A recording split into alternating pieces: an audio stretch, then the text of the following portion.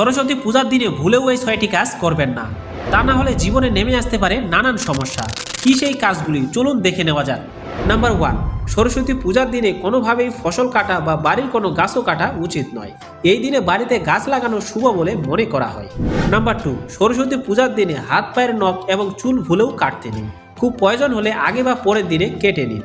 Number 3, পূজার সময় যে প্রদীপ জ্বালানো হয় তা যেন কোনোভাবেই পুজো চলাকালীন সময় নিভে না যায়, সেদিকে বিশেষ নজর দিতে হবে। প্রদীপ নিভে যাওয়া মানে অমঙ্গলকে ডেকে আনা।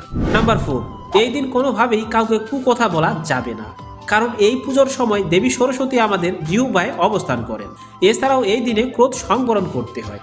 নাম্বার 5, সরস্বতী পূজার দিনে হলুদ বা সাদা বস্ত্র পরিধান করতে হয়।